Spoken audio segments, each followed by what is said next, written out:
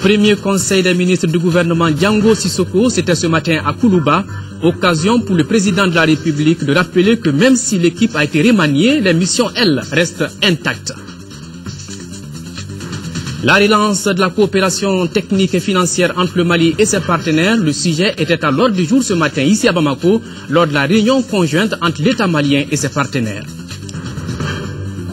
Le trophée de la 8e édition de la Coupe d'Afrique militaire 2012 est à Bamako. Le président de la République par intérim vient d'accueillir à l'instant l'équipe de l'USFAS au stade de Modibo Keïta des retours d'Abidjan. Voilà pour les titres. Mesdames, Messieurs, bonsoir et bienvenue. Je vous le disais dans les titres, premier conseil des ministres du gouvernement Django Sissoko, c'était ce matin à Koulouba sous la présidence du président de la République par intérim, John Kounda Traoré. Le président donc a saisi cette occasion pour rappeler que la mission reste la même, libérer urgemment les régions occupées et organiser des élections libres. Pour relever ces défis, le président de la République invite la nouvelle équipe à l'unité. Reportage Ibrahima Traoré. Palais de Koulouba, la nouvelle équipe gouvernementale prend place sous les lustres de la salle du Conseil pour sa toute première réunion. Le président de la République par intérim ouvre la séance et annonce que les deux défis à relever restent les mêmes. Au boulot maintenant pour récupérer rapidement les régions occupées et organiser des élections crédibles. Un travail urgent qui impose l'unité et la solidarité. Être membre du gouvernement du Mali aujourd'hui relève véritablement du sacerdoce. Ce ne sont que des problèmes à résoudre, que des responsabilités et du travail. Et la seule satisfaction que vous en tirerez, c'est de pouvoir dire un jour, j'ai participé au plus haut niveau à la libération de mon pays. J'ai participé au plus haut niveau à la préservation de la démocratie. Nous aurons besoin de beaucoup de créativité et d'esprit d'initiative. Mais nous aurons besoin surtout d'être unis et solidaires, de former une équipe, une véritable équipe, si nous voulons gagner. Le chef de l'État, par intérim, affirme attendre beaucoup de cette équipe ministérielle.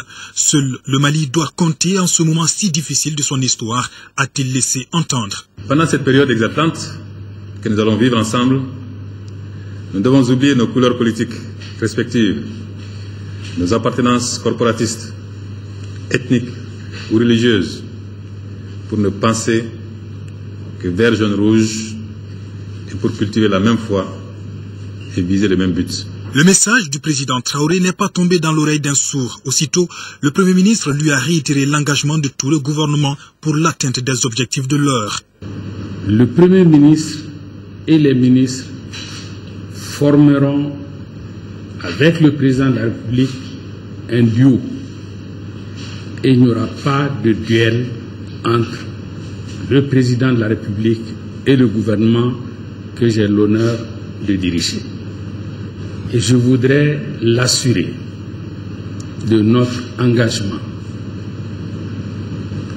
à l'aider le plus efficacement possible à remplir cette mission au nom du peuple malien. L'heure de l'action semble sonner avec le gouvernement Django Sissoko, une équipe qui entend œuvrer dans la foulée pour améliorer davantage le bien-être des citoyens. En clair, faire de la lutte contre la pauvreté et la cherté de la vie une priorité, tout comme la question de l'emploi des jeunes. Pour ce premier conseil des ministres, au niveau des services du protocole et de la sécurité, tout était mis en place pour accueillir cette nouvelle équipe à Koulouba. Anciens et nouveaux s'y sont retrouvés avec en tête le président de la République par intérim. Une ambiance que nous décrit ici Sidiki Dambélé qui était dans les coulisses de Koulouba. Des verres à boire au pot de fleurs en passant par les chevalets, tout était parfaitement soigné ce mercredi au palais de Koulouba, avant l'arrivée de la nouvelle équipe gouvernementale.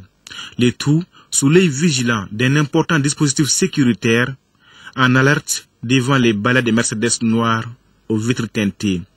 À bord, des ministres dont certains découvrent pour la première fois la salle du Conseil des ministres et mesurent déjà l'énormité de la tâche qui les attend. que la paix revienne dans notre pays et que nous organisons des élections les plus rapidement possible, des élections crédibles et acceptées par tout le monde. Comment imaginez-vous cette salle déjà, la mythique salle de Conseil des ministres? Honnêtement, je n'ai aucune idée. Les défis, c'est connu par tous les Maliens. C'est les élections, c'est la libération du Nord. C'est l'émotion. Je ne peux dire que ça, je suis ému.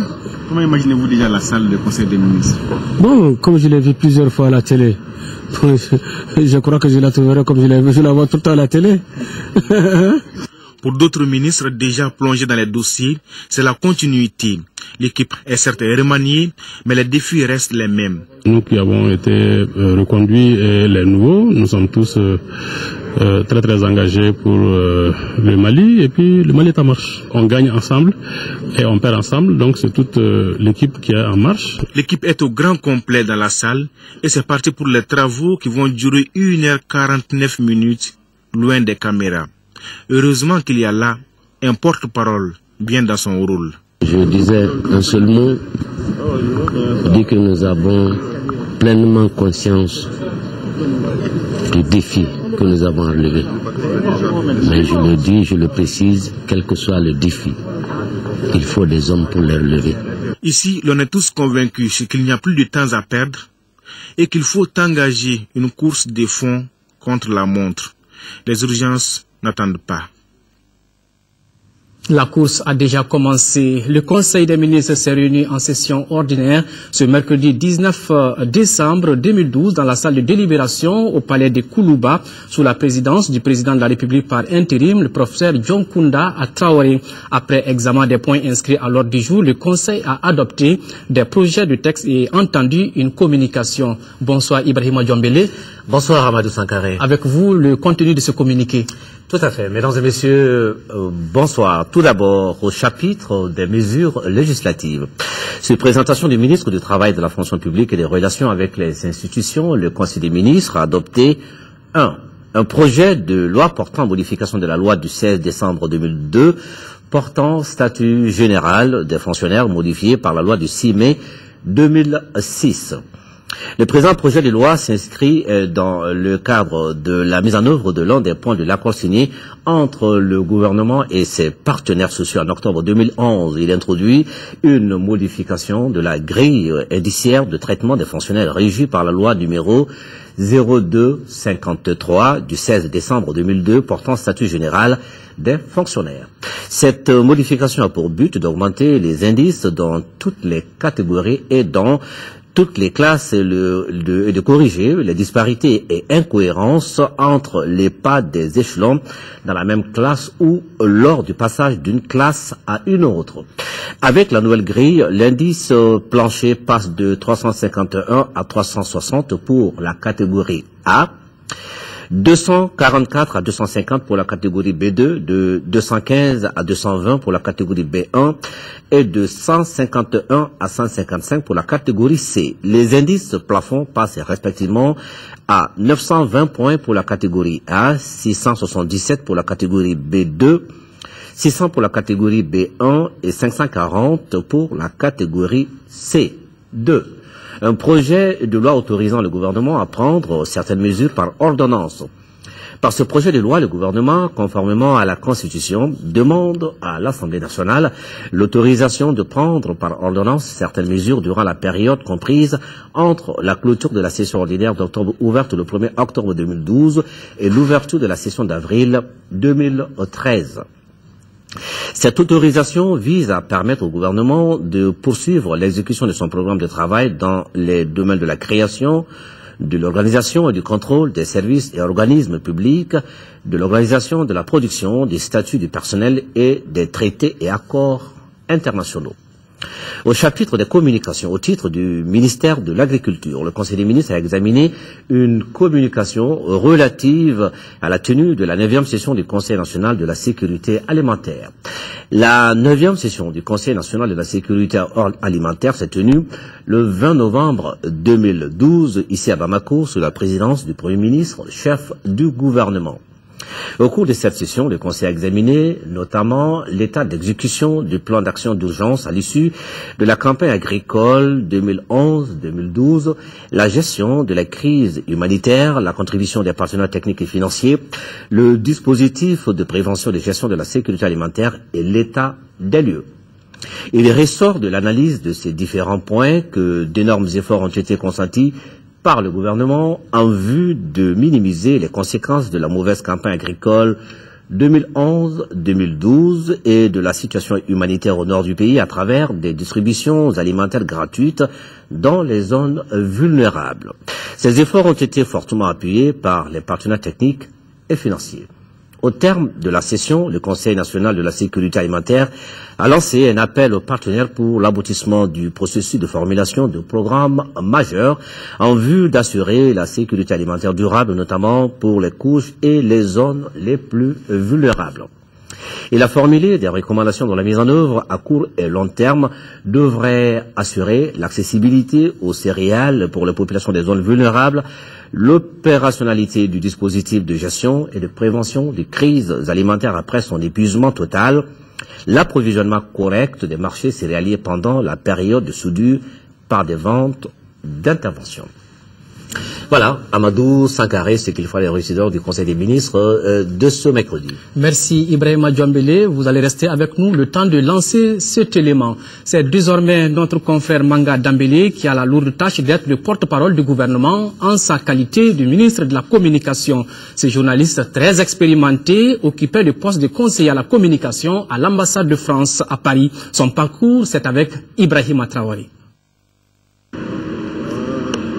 Son séjour en France ne semble rien changer en lui. Il garde toujours sa courtoisie, son dynamisme ou encore sa vivacité. Désormais, on ne l'appelle plus Manga tout court, mais plutôt Monsieur le ministre. Oui, Manga Dambélé est le nouveau porte-parole du gouvernement en sa qualité de ministre de la Communication. Il retrouve ainsi la grande famille de la communication après avoir passé 1 an à l'ambassade du Mali à Paris comme conseiller. Son riche palmarès a commencé au niveau de la presse écrite, notamment à Kori Magazine, à l'hebdomadaire L'Opinion et au journal Le Miroir. C'est en 1993 qu'il a fait ses premiers pas à l'ORTM. Il fut rédacteur en chef du journal télévisé avant d'être le directeur de la télévision nationale de 2004 à 2011. La carrière professionnelle du nouveau ministre de la Communication est ponctuée d'apprentissage et de stages de perfectionnement. On note un cycle de formation en journalisme électronique à Ouagadougou et plusieurs stages à l'INA de Paris. Manga Dambélé est titulaire d'un diplôme supérieur en journalisme obtenu au Centre d'études des sciences et techniques de l'information, le CESTI de Dakar. Il est détenteur aussi d'une maîtrise en psychopédagogie de l'École normale supérieure de Bamako. Le nouveau porte-parole du gouvernement, âgé aujourd'hui de 54 ans, a déjà retrouvé ses nouveaux collègues, toujours avec la même passion du service public. Série d'audiences, le président de la République par intérim a reçu cet après-midi en audience le ministre burkinabé des Affaires étrangères, Djibril Bassolé, et le professeur Dionkounda Traoré ont échangé sur les derniers développements de la situation politique et sécuritaire dans notre pays. Le Burkina Faso, médiateur dans la crise malienne, espère que la nomination du nouveau Premier ministre permettra de stabiliser les institutions de la République. Auparavant, le chef de l'État avait reçu le directeur division Afrique 2 du département des affaires politiques des Nations Unies. Le compte-rendu des 2 audiences, c'est avec Bourama Traoré. C'est une double audience avec un dénominateur commun, la crise malienne. D'abord avec le directeur division Afrique 2 du département des affaires politiques des Nations Unies. João Bernardo Oana est venu échanger avec le président de la République par intérim sur l'adoption très prochaine d'une résolution au Conseil de sécurité de l'ONU autorisant le déploiement de nos forces étrangères dans notre pays. Un texte en cours de finalisation, assure-t-on. Que je sache, les membres du Conseil de sécurité, les pays membres du Conseil de sécurité sont en train de finaliser les discussions autour de cette résolution. Comme tout le monde, j'espère que cette résolution va venir très tôt et que nous pourrons, après la résolution, continuer sur le travail que nous sommes en train de mener, de nous adresser à la crise malienne. Crise malienne au centre également de cette audience entre le chef de l'État et le ministre burkinabé des Affaires étrangères. Les 2 personnalités ont fait le point des derniers développements de la situation politique dans notre pays. Le Burkina Faso, médiateur dans la crise malienne, se réjouit de la nomination de Django Sissoko au poste du Premier ministre. La nomination du Premier ministre va ouvrir une ère de stabilité institutionnelle. Naturellement, nous avons connu l'accord cadre qui a été signé entre le CNRDRE à l'époque et la CEDEAO et qui avait pour objectif de ramener les institutions de la République, de rétablir la constitution du Mali. Ceci a été fait. Nous pensons qu'aujourd'hui, cet accord cadre a produit ses effets positifs.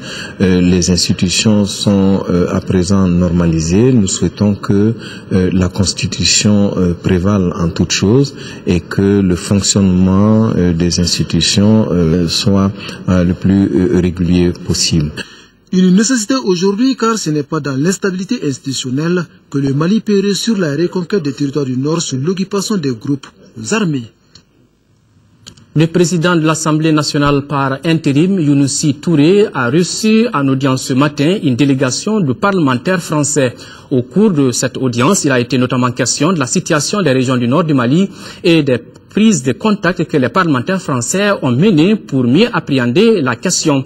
Nous écoutons Pierre Lelouch de la Commission des Affaires étrangères de l'Assemblée nationale française. Il est au micro de Mahamadou Doumbia. Nous sommes une mission d'évaluation de la Commission des Affaires étrangères sur la situation au Sahel et c'était un contact avec nos homologues du Mali, le président de l'Assemblée, les présidents de la Commission des Affaires étrangères, du groupe d'amitié, des députés du Nord, pour évaluer la situation dans le Nord, pour évaluer le processus de gouvernance politique, les élections, la reconquête des régions du Nord, et d'écouter les élus maliens nous donner leur point de vue. Et de ce point de vue, c'était extrêmement intéressant pour nous et extrêmement utile. Selon vous, quelle est la solution qu'il faut? Est-ce le déploiement des armées ou est-ce le dialogue? Je nous laisserai le temps de mener le travail d'évaluation, de discussion avec les Maliens notamment, puis ensuite on arrivera à des conclusions. Mais aujourd'hui c'est un tout petit peu prématuré à ce stade. La conclusion de cette audience, c'est en tout cas nos collègues maliens sont très clairs sur l'idée qu'il faut consolider le système de transition politique qui existe aujourd'hui au Mali, mais qu'il ne peut pas y avoir de mise en place d'élections définitives tant que l'intégrité territoriale du Mali n'a pas été recouvrée et que tous les Maliens ne puissent pas voter, ce que nous-mêmes nous pouvons parfaitement comprendre. Cérémonie de passation de service ce matin au ministère de l'élevage et de la pêche entre le nouveau ministre de ce département, Diané et Mariam Kone, et son prédécesseur, Makan Aliou Tunkara. Activité similaire au ministère des Maliens de l'extérieur et de l'intégration africaine entre Traoré, Rukia Gukine et le nouveau ministre, Maître Demba Traoré. Le Mali a enregistré en 2012 un manque à gagner de 600 milliards de francs CFA suite aux conséquences des crises qu'il traverse. C'est pourquoi la relance rapide de la coopération technique et financière est le souci majeur du gouvernement de transition pour améliorer les conditions de vie des populations. Tels sont les propos du ministre de l'économie, des finances et du budget à l'ouverture de la réunion conjointe entre le gouvernement du Mali et ses partenaires. Le compte rendu, c'est avec Abdraman Maïga.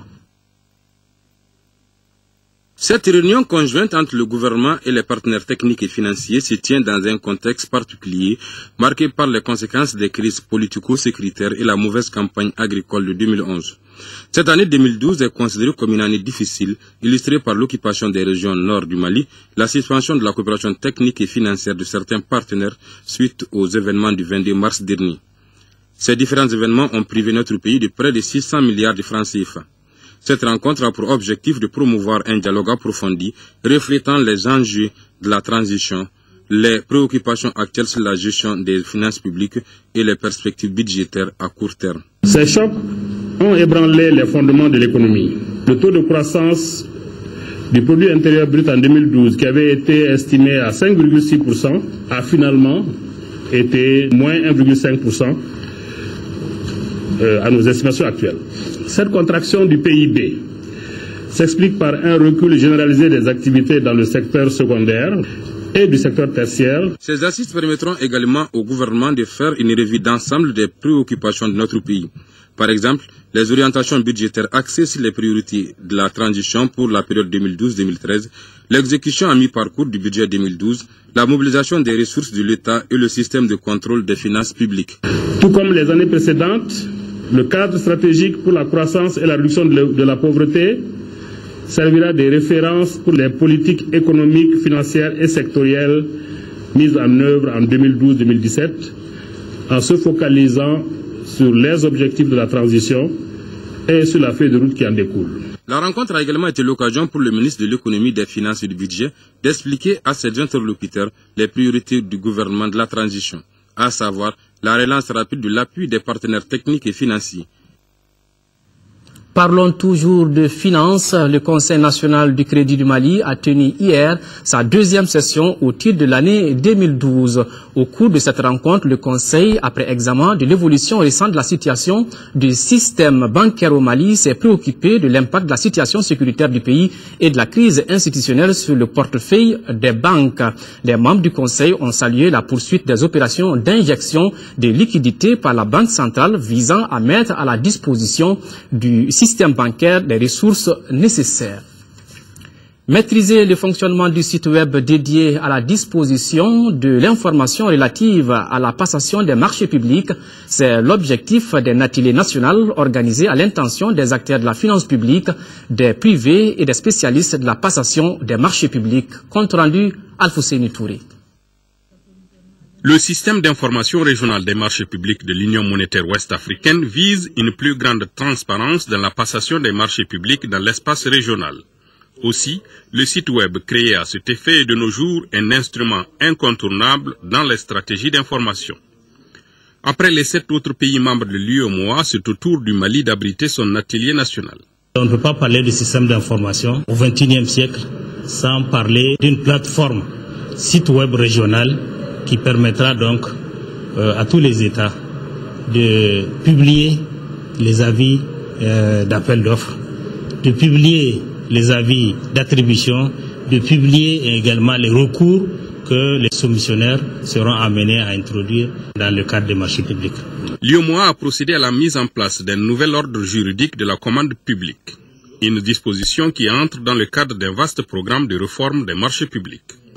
Cette activité normative est en parfaite conformité avec les résultats de la déclaration de Paris du 2 mars 2005 relative à l'efficacité et à l'harmonisation de l'aide au développement, dont les indicateurs 2 et 5 visent respectivement à mettre en place dans les pays en développement un système national de passation des marchés qui adhère aux bonnes pratiques, généralement acceptées au plan international, et l'utilisation des systèmes nationaux de passation des marchés publics.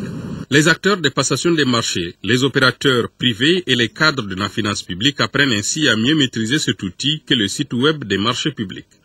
Celui-ci contribuera fortement à la modernisation des systèmes de passation des marchés publics dans l'espace UEMOA.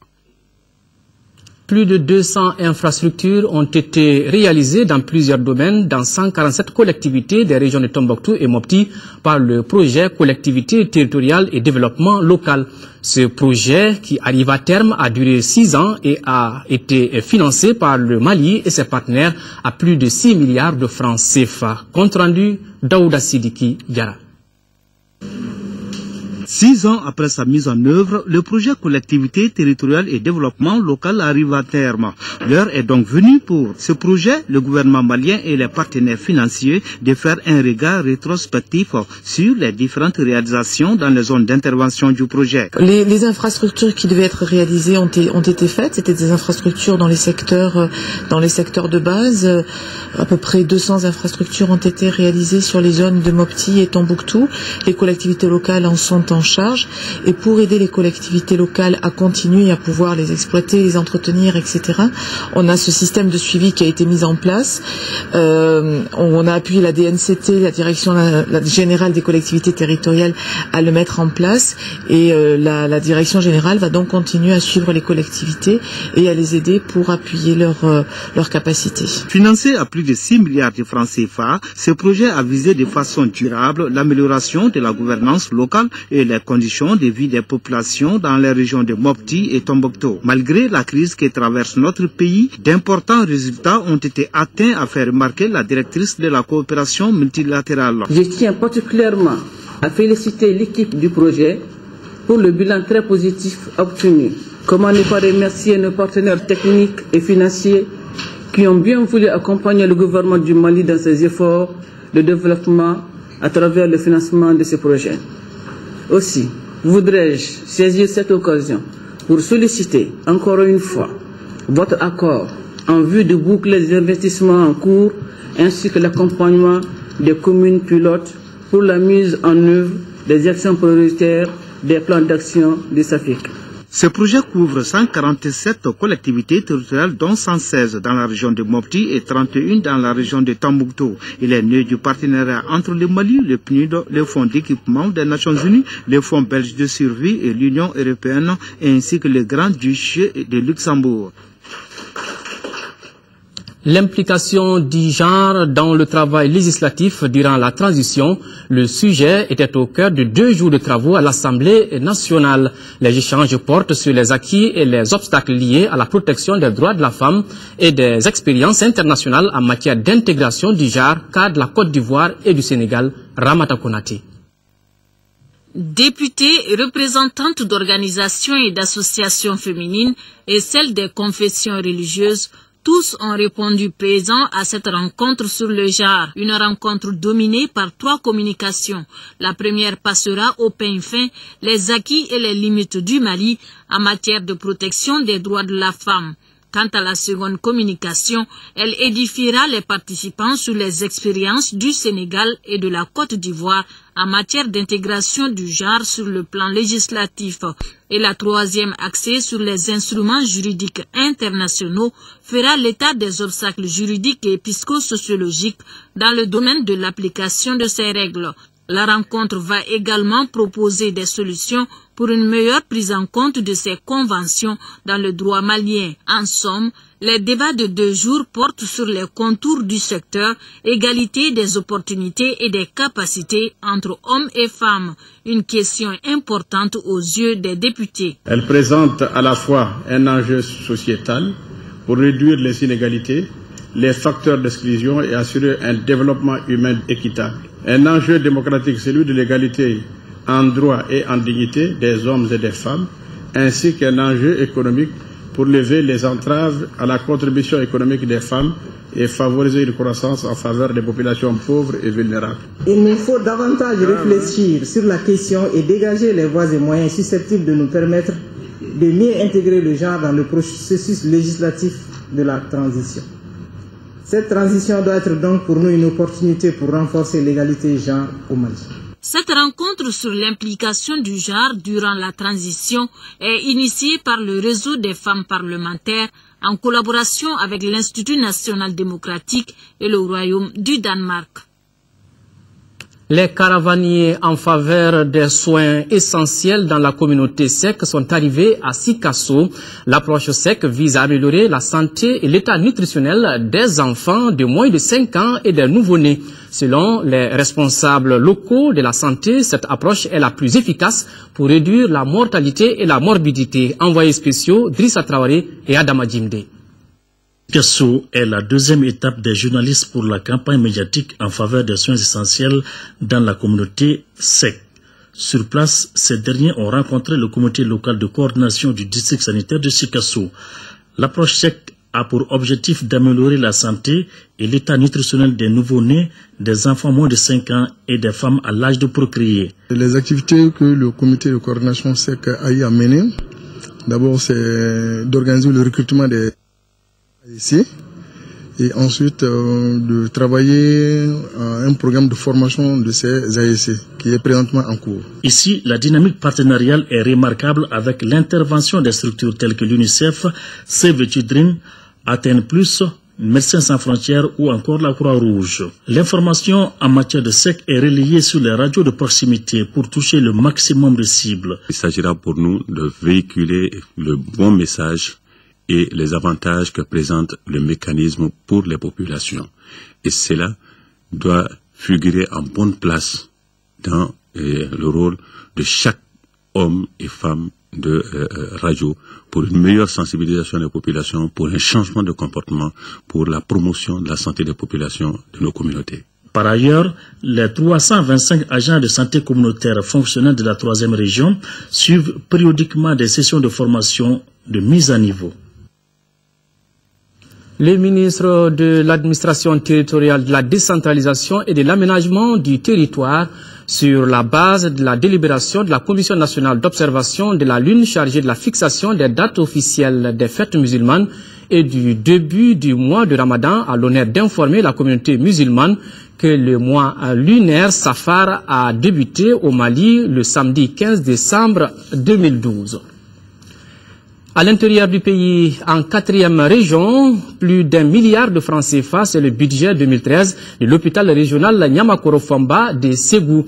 Ce budget qui a été soumis hier aux administrateurs de la 11e session du conseil d'administration de l'hôpital s'inscrit dans le cadre du renforcement de l'amélioration des compétences au titre de l'année 2013. Outre le budget, les administrateurs ont examiné les activités 2012. Compte rendu Kandesila. Comme tous les secteurs d'activité, l'hôpital Niamakoro-Famba de Ségou n'a pas été épargné par le contexte de crise que connaît notre pays. Qu'à cela ne tienne, le rapport d'activité 2012 de l'infrastructure sanitaire présenté aux administrateurs de la 11e session ordinaire de son conseil d'administration fait ressortir un taux global de réalisation de 79,47% dans les différentes prestations. Les missions assignées à l'établissement ont été assurées à hauteur de souhait.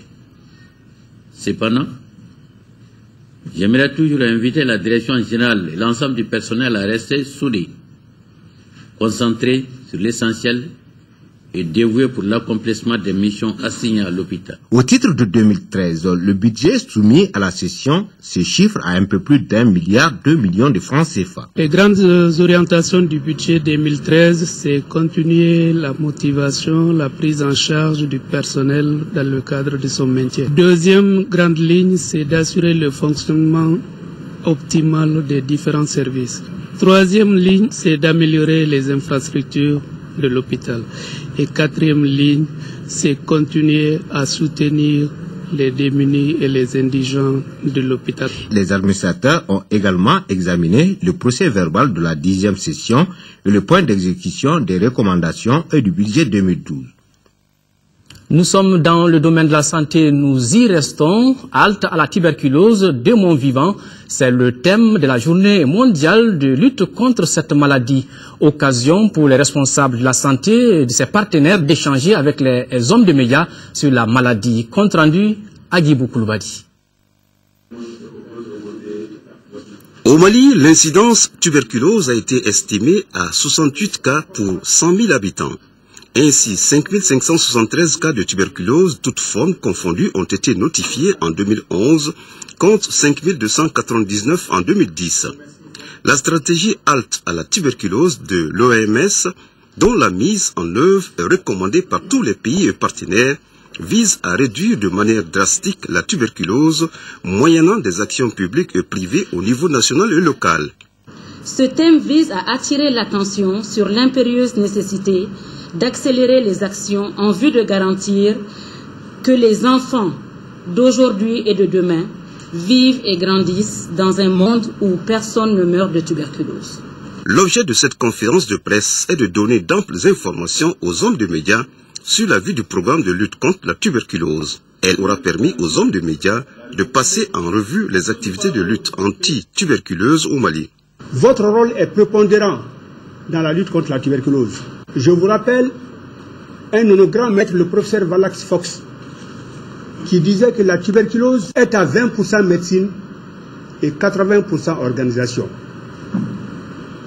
Et dans ces 80% organisation, l'information, l'éducation, la sensibilisation représentent 60%. Au regard du coût élevé du traitement de la tuberculose, mais aussi la durée du traitement, le gouvernement malien a décrété la gratuité de la prise en charge au niveau de toutes les formations sanitaires, depuis le niveau centre de santé communautaire jusqu'au niveau des hôpitaux, en passant bien sûr par le centre de santé de district. Il faut rappeler que le lancement officiel de la journée mondiale de lutte contre la tuberculose aura lieu ce jeudi à Bamako.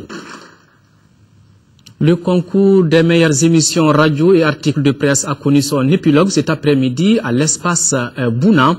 11 journalistes sur les 24 qui ont pris part à cette épreuve ont reçu des cadeaux composés d'ordinateurs, de téléphones portables et bien d'autres outils de travail. Le concours qui s'inscrivait dans le cadre des festivités de la Journée mondiale de la jeune fille célébrée le 11 octobre dernier vise à promouvoir les droits de l'enfant. C'était une initiative de l'ONG Plan Mali en partenariat avec la Fondation Orange Mali, compte rendu Agali Agissa. Au total, 24 journalistes ont participé à ce concours de meilleures émissions radio et articles de presse sur les violences faites aux filles. 11 dont 6 femmes et 5 hommes ont été primés et les 4 premiers, à savoir 2 dames et 2 hommes, ont reçu chacun un ordinateur portable. Kani Keita de la radio Clédou a remporté le prix de la meilleure émission radio et le prix du meilleur article de presse est revenu à Aïssata Foudé Samake du journal L'Indépendant. André Traoré de la radio Clédo et Abdoulaye Kone du journal Procès Verbal se sont distingués parmi les postulats masculins. Les autres lauréats du concours ont reçu des cadeaux composés de téléphones portables et de dictaphones. Les thèmes traités étaient centrés sur la faible scolarisation de la jeune fille, les droits de celle-ci et bien d'autres. Mon sujet était porté sur les violences faites aux filles, notamment l'excision, la prostitution, le travail forcé. Pour ce concours, j'ai fait beaucoup de recherches au niveau de l'APDF, au niveau du ministère de l'Éducation, toutes les structures chargées de l'enfance. J'ai eu à collecter des informations afin de savoir quelles sont les violences faites aux filles. Cette initiative de l'ONG Plan Mali, soutenue par la Fondation Orange Mali, vise à promouvoir les droits de la jeune fille au Mali à travers la presse. Les œuvres ainsi produites par les postulants du concours auront servi à informer et à sensibiliser la population sur les conséquences des violences faites aux filles, ainsi qu'à promouvoir leurs droits comme celui relatif à une éducation de qualité. Quant au ministre de la Communication sortant, Bruno Maïga, il a exprimé les regrets de quitter le département de la communication tout en invitant les initiateurs du concours à persévérer davantage pour un meilleur changement de comportement en faveur des droits de la jeune fille. En deuxième région, le cercle de Banamba a accueilli hier les travaux de la revue annuelle régionale du projet d'appui au développement communautaire PADEC. Au cours de la rencontre, les acteurs ont partagé le bilan des activités 2012 et les perspectives pour 2013. Le PADEC, qui intervient dans les cercles de Kolokani, Nara et Banamba, dans la région de Koulikoro, a investi au cours de ses activités plus de 6 milliards de francs CFA. Koulikoro, nous retrouvons Seydou Traoré. C'est pour partager le bilan des activités menées en 2012 avec les acteurs locaux et régionaux et projeter les perspectives pour 2013 que le projet d'appui au développement communautaire PADEC a organisé cette revue annuelle régionale à Banamba. Une revue au cours de laquelle l'équipe du PADEC a fait l'état des lieux des recommandations de 2011, expliqué en détail les micro-projets réalisés et les difficultés rencontrées sur le terrain. Au dit des acteurs du projet, le bilan est satisfaisant dans les 3 cercles d'intervention avec 118 micro-projets réalisés sur une prévision de 166. Le tout pour un investissement de plus de 6 milliards 650 millions de francs CFA. Je pense qu'on peut dire que le PADEC a fait du bon travail, étant donné que sur les prévisions qui avaient été faites en 2011, nous avons constaté que 3 cas, donc 75%, de ceux qui étaient prévus ont pu être réalisés. Tout au long de ce projet, qui malheureusement va prendre fin l'année prochaine, je pense que l'accent a été suffisamment mis sur la formation, le renforcement des capacités de nos populations. Il faut remercier le projet et ses acteurs ici présents. Aussi, en félicitant l'équipe du PADEC, le chef de l'exécutif régional a engagé les services techniques de l'État à la bonne exécution des 3 recommandations retenues, à savoir la prise en compte de la situation des CESCOM, des banques de céréales vis-à-vis de Djigia Souba, de demander aux services techniques d'améliorer les prestations avec le PADEC et accélérer la recherche de solutions à la grande crise que traverse le réseau d'épargne Djigia Souba, quand on sait que le PADEC a été prolongé jusqu'en décembre 2013. La loi d'orientation agricole et ses textes d'application sont au centre des rencontres organisées par l'Association des organisations professionnelles paysannes AOPP. L'objectif est d'expliquer le contenu de ces textes de loi aux agriculteurs. La rencontre regroupe les organisations paysannes et les responsables de l'AOPP, Moussa Fani. Pour qu'une loi soit bien appliquée, il faut que les différents acteurs concernés se l'approprient. C'est en substance l'objet de cette rencontre. Une rencontre organisée par l'Association des organisations professionnelles paysannes AOPP. Il s'agira au cours des échanges d'approfondir les connaissances des participants pour une meilleure utilisation des textes en question. Le Mali a engagé un processus de mise en œuvre d'une loi d'orientation agricole qui ne sera opérationnalisé qu'à travers des textes d'application connus par les acteurs eux-mêmes et qui se l'approprient. Donc l'AOPP a alors décidé, avec l'appui de la coopération suisse, de partager les documents qui sont aujourd'hui adoptés. La loi d'orientation agricole se veut un outil opérationnel pour booster le secteur agricole. On se retrouve autour d'un sujet très important, c'est-à-dire la diffusion des textes d'application de la loi d'orientation agricole. Comme vous savez, notre pays a adopté cet instrument juridique pour promouvoir le développement agricole, en un mot pour moderniser l'agriculture dans notre pays. Nous avons pu élaborer un certain nombre de textes qui concourent à l'amélioration de la gouvernance des filières agricoles, à la promotion de nos produits agricoles, à leur valorisation, la qualité et surtout l'augmentation de la production et de la productivité. Rappelons que le Mali a adopté cette loi d'orientation agricole depuis 2006 pour le bien-être des agriculteurs. Sport, football, on vous l'annonçait dans les titres. L'USFAS, vainqueur de la Coupe d'Afrique militaire de football dimanche dernier à Abidjan et à Bamako. Donc, l'équipe militaire a été accueillie au stade Modibo Keïta avec tous les honneurs par le président de la République par intérim, John Kounda Traoré, suivant l'ambiance d'arrivée avec Isaac Tchenou. C'est un président de la République par intérim heureux avec à ses côtés plusieurs membres du gouvernement et des responsables du sport malien qui a reçu la Coupe d'Afrique militaire de football. Un trophée remporté en Côte d'Ivoire par l'Union sportive des forces armées de sécurité qui a exécuté avec réussite les instructions de ramener au pays cette coupe qu'elle avait manquée en 2004 ici à Bamako. Pour atteindre cet objectif, il a fallu beaucoup de courage, de la combativité, d'esprit de civisme et de la solidarité. Des valeurs dont l'armée a besoin pour la reconquête du Nord.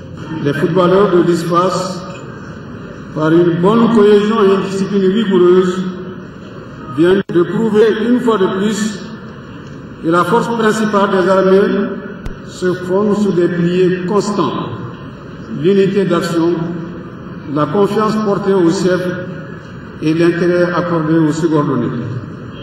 J'invite l'ensemble des personnels des forces armées et de sécurité à s'inspirer de ce bel exemple d'engagement, surtout en cette phase particulièrement critique de l'histoire de notre pays.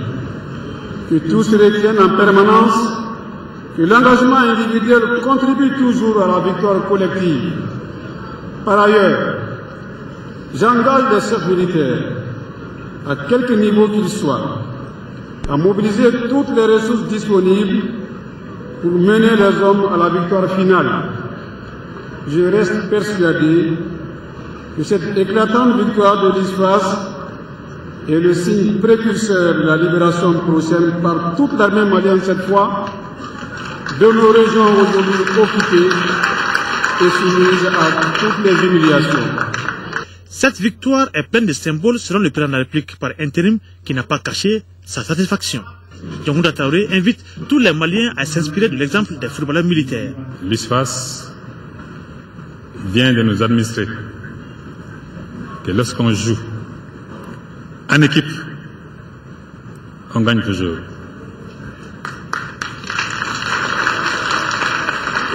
Symbolique, parce que je considère pour ma part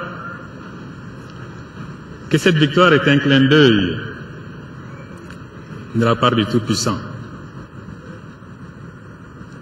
Parce qu'elle vient justement de l'armée malienne.